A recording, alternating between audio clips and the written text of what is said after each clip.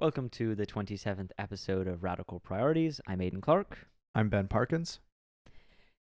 First thing in the news is plans in Nova Scotia for offshore wind farms. It's not something they've attempted in Nova Scotia. They have tried offshore oil, and there were a number of logistical problems. And so there's a vague level of optimism for the project because they've tried similar things in the past, but for the most part in North America, there are not many of these projects.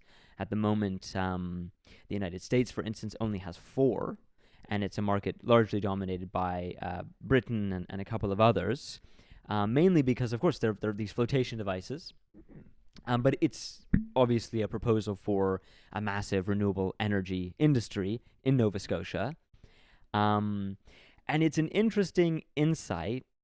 I think a lot of the times in the podcast, we look at big infrastructure projects, we look at big industries, and we try and evaluate, obviously, their practical usefulness, their logistical and technical usefulness, but we're also mindful of the fact that things like technical usefulness are often in conflict with something like commercial and financial usefulness. And I think no more than in the present period are we seeing a conflict between these two things.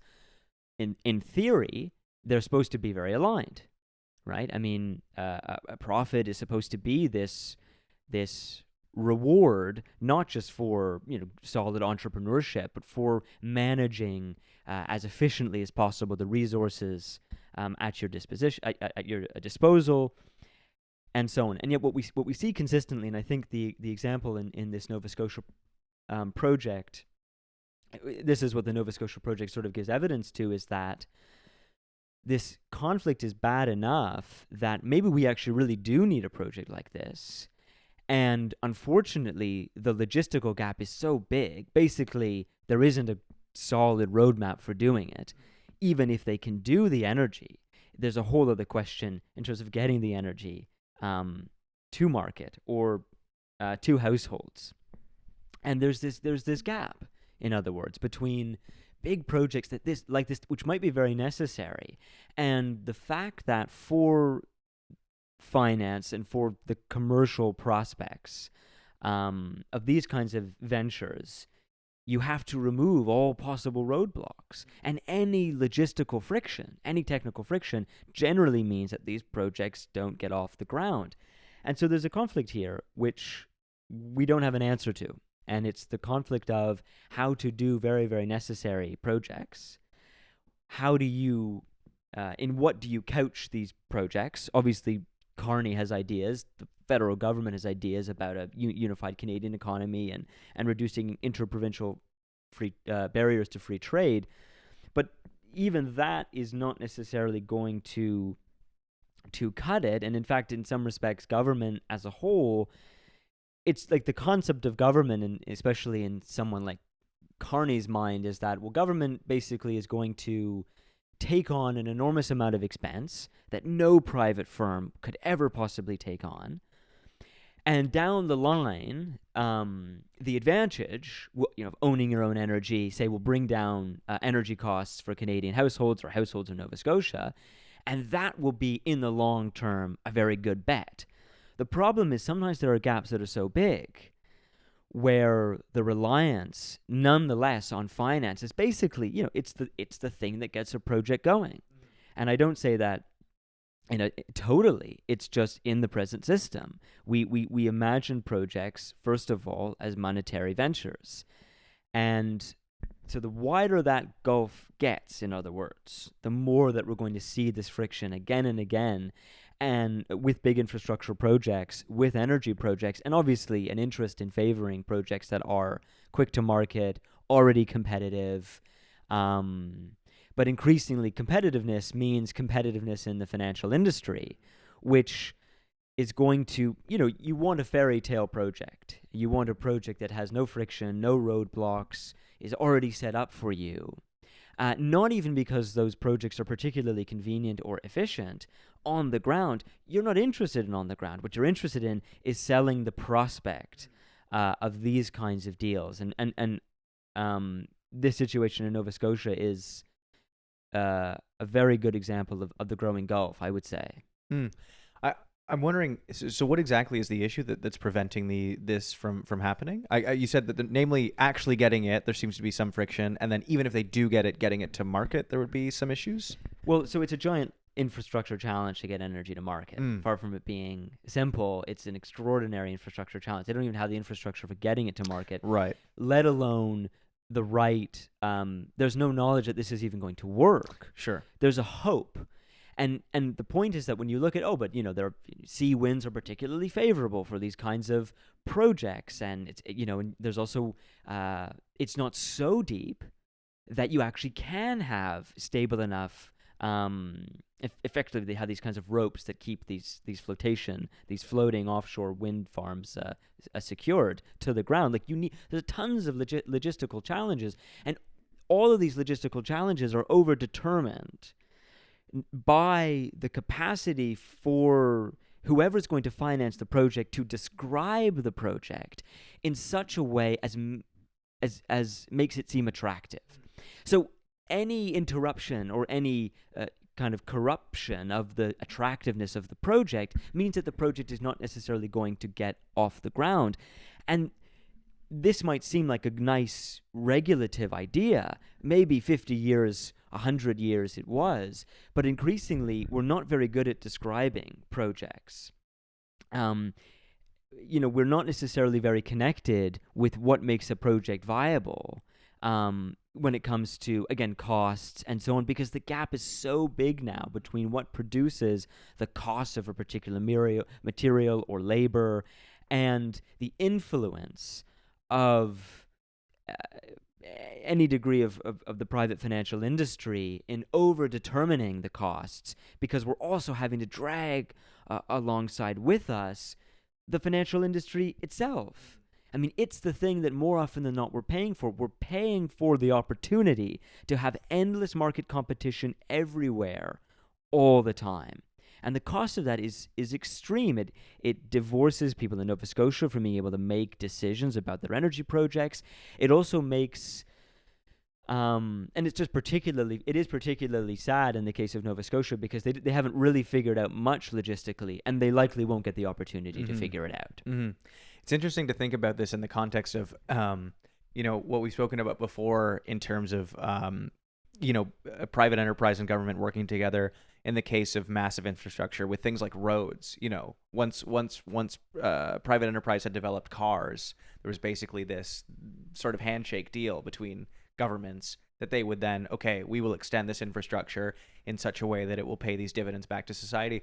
But it also makes me think about, the innovation aspect of it, in terms of that's often the argument for, things like markets and things like market capitalism, is that, there's this competitive nature that will make the best product win out. But many of these things, the internet, Bluetooth, you could list a million, have been largely government projects.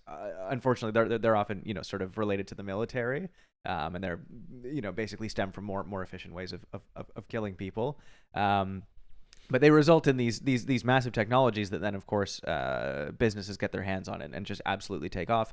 But now it's that, yeah, it seems like these businesses sort of lead the way in a way that they hadn't previously, that really stifles things like that. I mean, how would you pre-internet describe something like the internet, or describe something like the digital to, essentially what would be nowadays like private equity groups? It would be something that you just couldn't.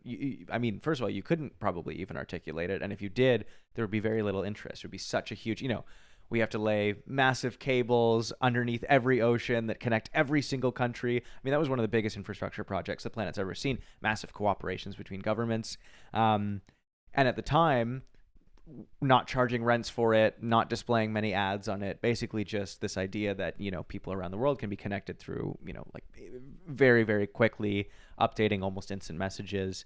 And it's also making me think about, we have this weird inverse system now where something like AI, for which we have basically no understanding of what the actual value is very, very hypothetical. At this point, we think it's going to replace jobs, and it's going to tell us what we want, and it's going to optimize all of these things and make everything run more efficiently and make more money. But we're really not even sure what any of that looks like. And all of these companies have, multi-billion, in Nvidia's case, like approaching $1 trillion, because there's this assumed return on investment, for something that at this point is totally speculative. Whereas something like clean, green energy that we know that we need so badly, we basically just can't get any of the financing for. It seems just totally backwards to me. But there's good reason for that. I mean, it's a horrible reason, but there's a logic to it, which is obviously that, I mean, you mentioned sort of not charging rents and ads, or having ads or charging rents.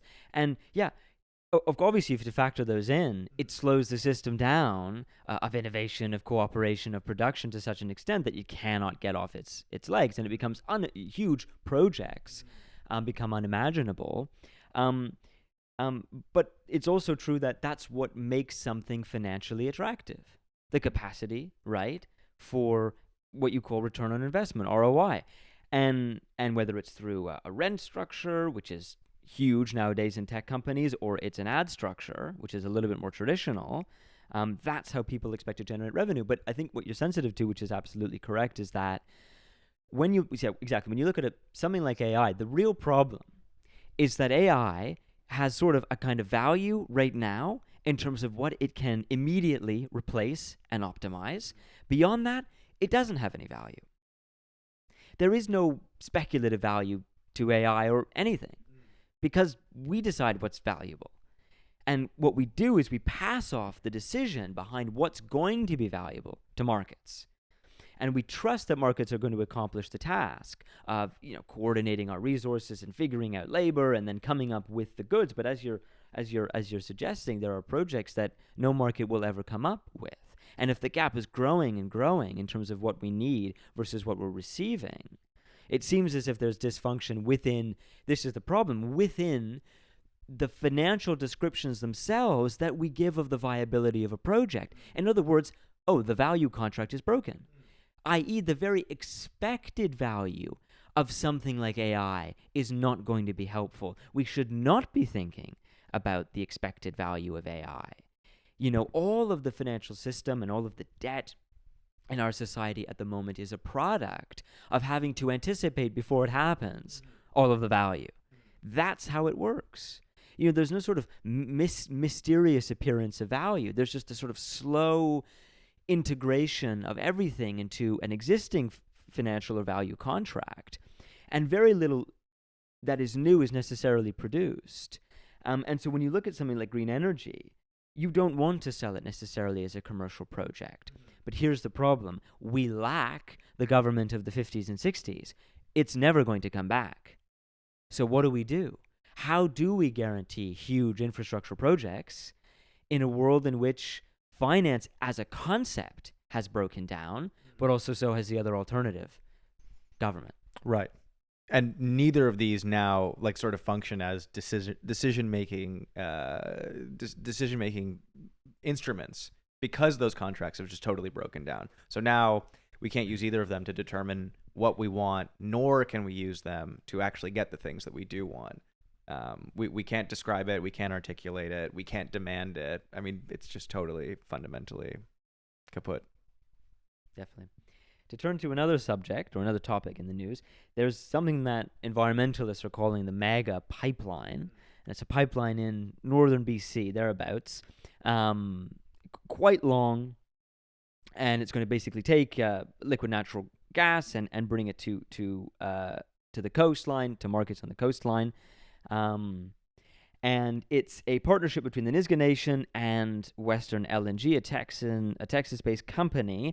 But the reason why environmentalists in BC are so upset, and First Nations in BC, is that one of the primary investors in the project is a man named Stephen Schwartz, who has a company called Blackstone Limited, and he is a friend, or more than friend, of Trump and the Trump administration. And so the conflict that they've identified is, I'm more or less paraphrasing here, why are we refusing to sell American alcohol and then having them buy up Canadian pipelines? And in a funny way, it's a good question, because it's almost not the expected argument you would think that would come from an environmentalist. They are very worried about the environmental costs, because of course to fast track these kinds of pipelines you have to sort of they're not necessarily using as refined a rubric as they could for establishing the environmental impact. But again, the environmentalists are sort of more talking about the politics, and I think this is important. Nonetheless, I have to say, unfortunately, this is the system. And I don't mean this cynically. What I mean is that the system of everything is accessible to be bought by anyone from anywhere is the system that we're trying to save right now. This is the system that governments are trying to save. This is the system that the financial industry is invested in financing. This is where the conflict happens, say, between someone like Trump and the rest of the world, is that he has his maybe sort of slightly crazy way of doing it, but he is sort of marginally interested in trying to move away ever so slightly from the capacity for anyone to purchase anyone from anywhere, because that very system, the right of markets, the right of competition, generates such instability.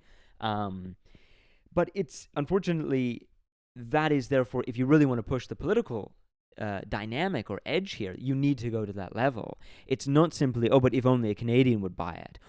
Nor is it necessarily a question of pipelines, though. We can discuss the environmental impacts of this pipeline another time, but the system we should be fighting against is this capacity to purchase itself without any awareness, interest, investment, or involvement. Not that you should necessarily nationalize all investment and involvement. Once again, we find the same contradiction, the same conflict.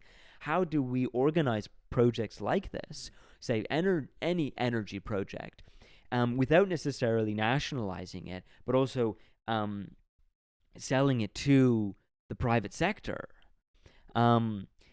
It's also worth mentioning that the environment movement, in my opinion, sort of has reached a really big deadlock since Greta, which is that they have become particularly focused on anti-capitalism.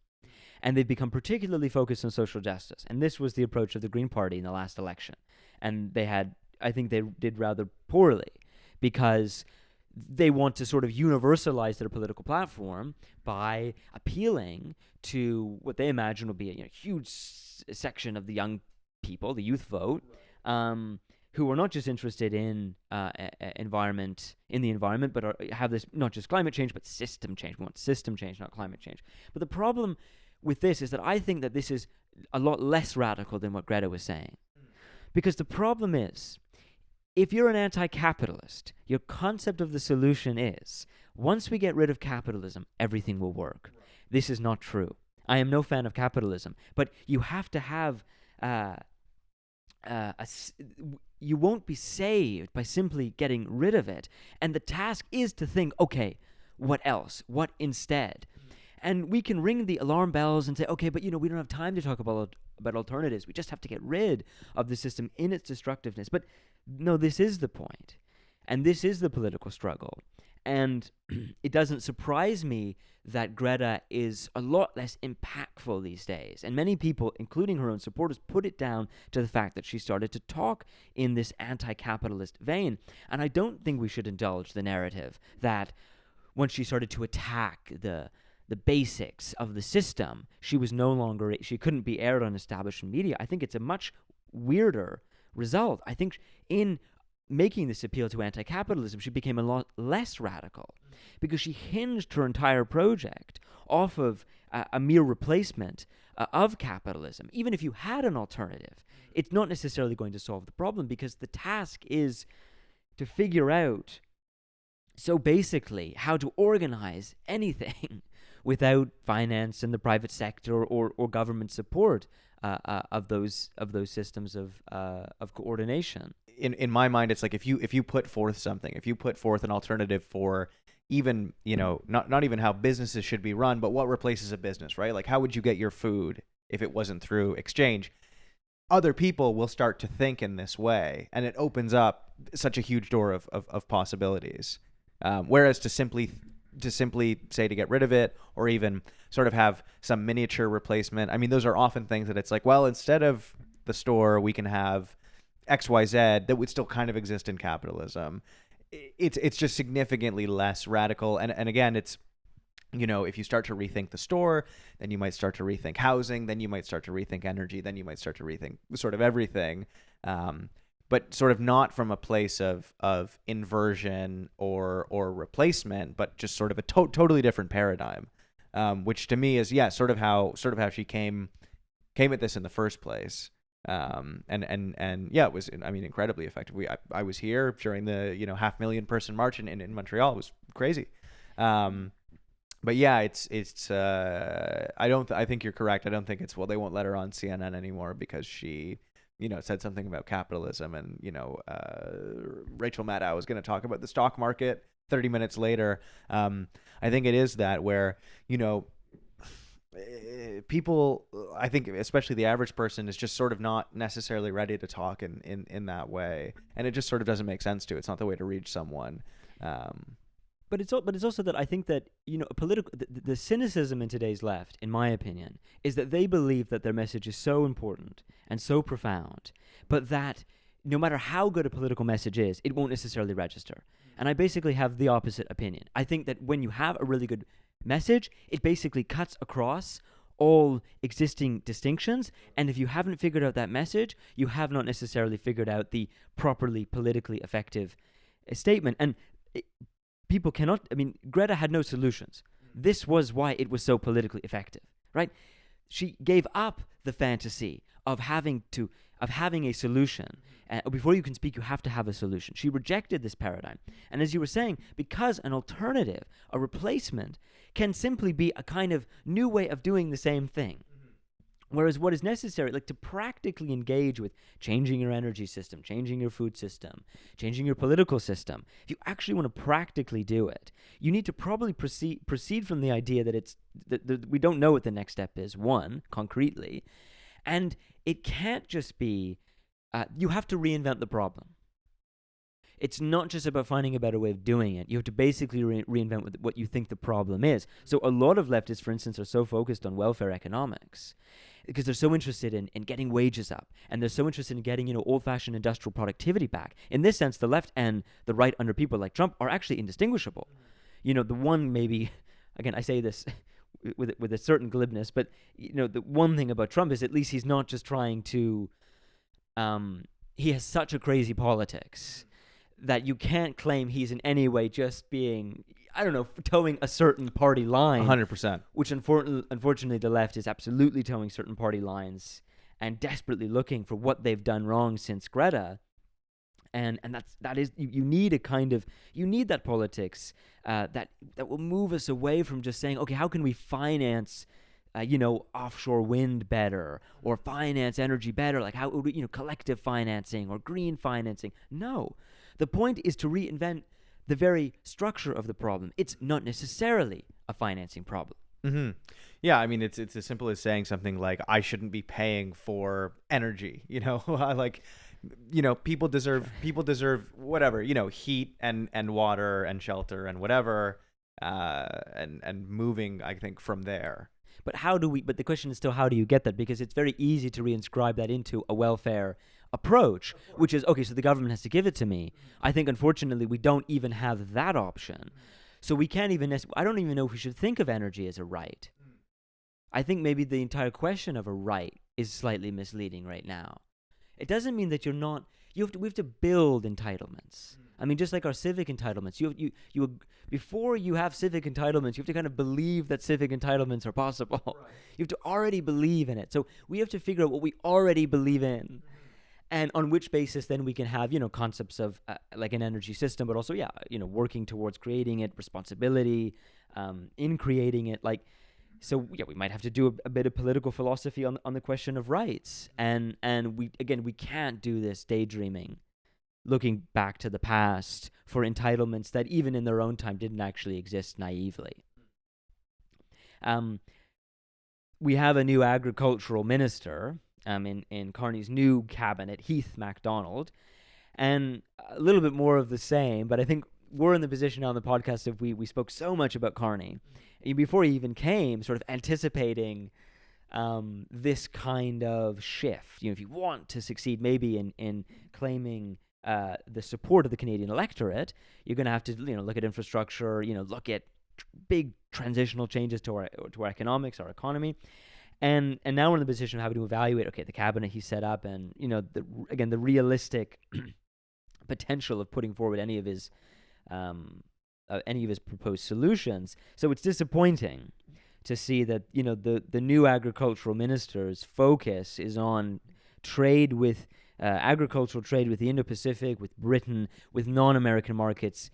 In effect, very little discussion of China. Of course, we're in a very difficult, rarely mentioned trade war with China, and farmers in the prairies are particularly hard hit. But he says things like what we have to basically reinforce is that we're, quote, producing for the world, and this is the market opportunities that we have to take advantage of, and these are the market opportunities that Carney thinks are absolutely essential for Canada becoming not just an energy superpower but say an agro superpower and competing with the United States, coming up with a new coalition, a new consensus, a new form of market stability to sell to markets themselves. Disappointing insofar as thinking of our agriculture as a trade is I think the opposite of what we need to be doing right now. We need to think of our agriculture as food. And that's not naive. It's not just saying food is food. We have to figure out what food is, but I don't think food is trade. I don't think it's just another industrial or consumer good to be pumped into markets. And I'm completely convinced that the long-term effects of these kinds of markets not only lead to massive supply chain instabilities like we saw during pandemic, which involve enormous amounts of debt and financing that are themselves unsustainable, but the industry itself just seems to leech Canada of its own independence. And, whether nationalism is the right model for independence, I'm not sure. But not having independence in your food system when food security is at a critical juncture right now, and the resiliency of our food systems, and then all this discussion about, well, why are prices in grocery stores so high? Well, we don't have any economic control or independence over agriculture. And we don't necessarily have the roadmap for figuring it out. Mm-hmm. But reinstalling a different set of international markets for Canada to sell to is not the solution. No, certainly. I mean, well, that's what's kind of interesting to me about that is I understand why they're approaching it in that way. I would have maybe thought they would have presented it in a maybe a much slightly more radical way. I mean, even just saying, if just coming out and saying, we want Canadian food for Canadians, what have you, because I think it's such a huge issue that's on so many people's minds. I mean, right now, it's basically housing prices and food prices. And Carney came out in this big swinging way of, we're going to build potentially millions of homes. The government of Canada is going to build homes in Canada with Canadian materials for Canadians. I guess my naive assumption was that we were maybe going to treat food in this same way, because it's the kind of thing that we already trade and receive food from a ton of international markets, and so the idea that expanding those markets or having those markets inject some capital or we inject some capital to them is in any way shaking things up, just because they're basically not the United States. To me at this point feels pretty empty, feels pretty meaningless. It doesn't ring in the same way that sort of housing stuff was or the energy infrastructure stuff was, which is surprising just because I think it's such a huge issue for people, that I think that they would get a huge vote of confidence if they came out and had some sort of more radical concept of food, some better plan for food. Even just some way of talking about it that felt very different, and yet it doesn't seem like they do. Well, the irony is, I mean, we've spoken about Doug Ford's slogan, "Canada's not for sale," which has been used, across Canada as a slogan. And I think that we were very interested in the rhetoric of the Carney government as far as, the way he was pitching himself. Because I think in a similar way, it wasn't that we didn't anymore really support maybe Ford's specific ways of making sure Canada's not for sale, but rhetoric is important. this is where the political struggle is actually contained. The language that you figure out and coordinate to describe it, going back to the Nova Scotia thing, is actually possibly essential to figuring out the problem. Far from it being a financial problem, sometimes it's a linguistic problem. And in political systems, that's extremely true. And so you're totally right. I mean, if only we could have had a food system that was going to be modeled off of the principles of the housing system. The problem is maybe the housing system was not necessarily a radical enough plan. I mean, first of all, the fact that you have food and housing, maybe this is what made the Liberals win as opposed to the Conservatives, that the Conservatives saw housing and food as really big issues, but the Liberals were smart enough to come in and say, okay, but these aren't just really big, crazy issues that shouldn't be happening in a developed country. They're like basically the basis for any possible economic contract.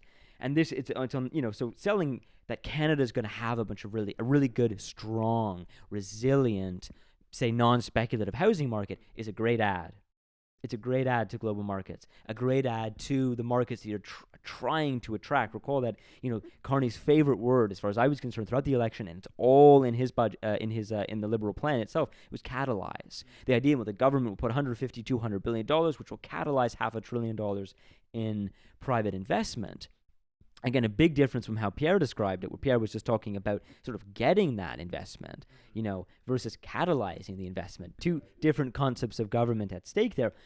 Again, catalyzation is not necessarily my concept for a political revolution, and we can see why, because, again, selling Canadian stability, we have to have a functional housing market. We have to have minimally functioning labor markets. We have to have a functioning auto industry.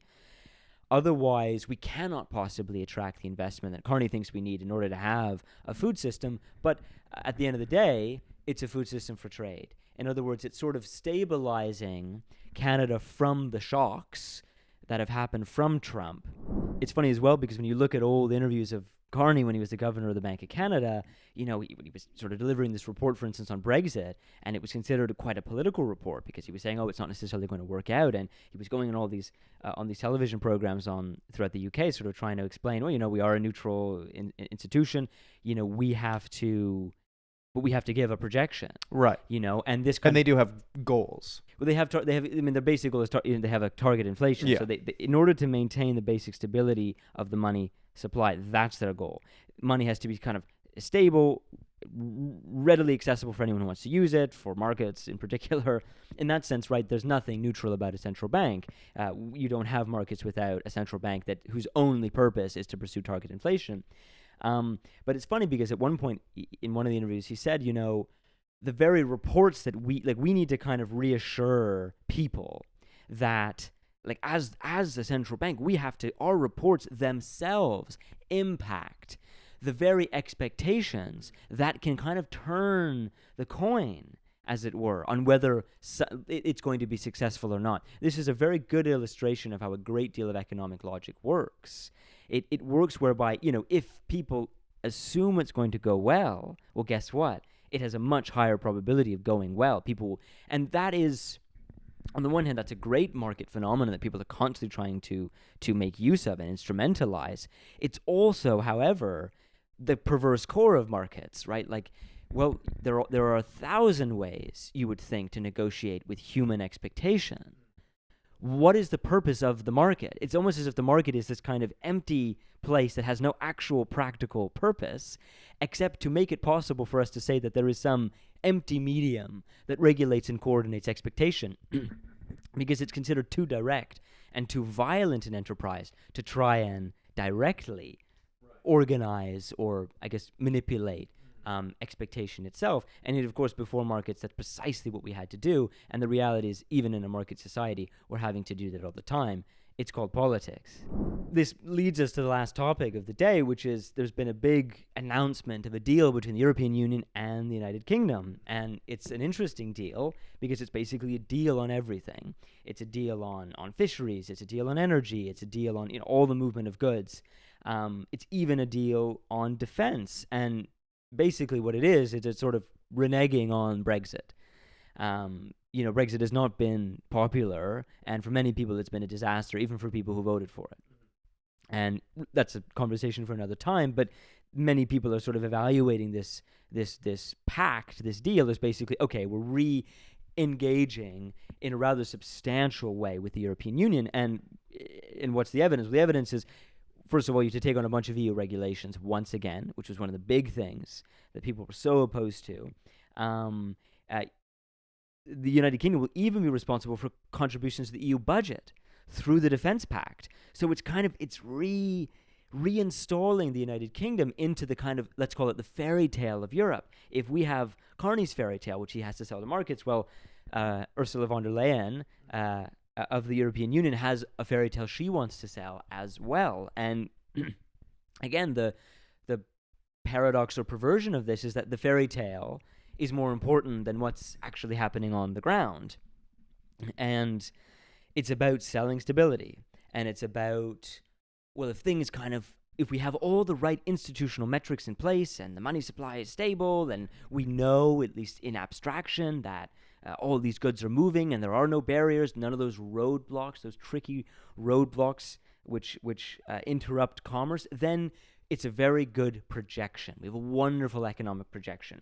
And as I just mentioned, with these reports that you get from central banks, a projection is as good as the real thing, which is the principle of market society, in effect, the perverse principle of market society. But it's worth mentioning an industry that will be particularly hard hit, which is the Scottish fisheries. Now, why? Well, because obviously now the EU fishermen are going to be allowed to fish in Scottish waters. And this goes right back to the Nova Scotia wind farms, but it's an even more inflammatory example. Because obviously Keir Starmer, the Prime Minister of Britain right now, is talking about, well, this kind of pact will lower food prices, we'll have more choice at the grocery store, and more money in people's pockets. And you would think, once again, that control of your fisheries would bring down bills. Unless, of course, bills themselves force a certain logic of market organization that means you have to let in competition at the expense of your society, so that, obviously the logic is, well, if you have competition in the fisheries, there's cheaper fish in the grocery store. But I would say the cost of cheap fish is too great now. Right. And we don't know how to deal with this problem. We don't know how to organize a system beyond flagrant competition. And we don't have a proper definition for what control of our fisheries, for instance, might look like. We just don't have the political definition right now. And if we don't find it, sure, we'll have to turn to Nigel Farage and go nationalize the steel industry, which is, in my opinion, still a heck of a lot better than flagrant competition, but it's not nearly good enough. It relies upon old-fashioned paradigms of governance, which have clearly broken down insofar as they've revealed themselves to be fairly hypocritical. Nationalization or the process of government since the 1970s and 80s has been one of moving out of the way and completely pushing the money supply in the favor of markets to do whatever they want with. This has been episode 27 of Radical Priorities. I'm Ben Parkins. I'm Aidan Clark. Thank you so much for listening. Goodbye.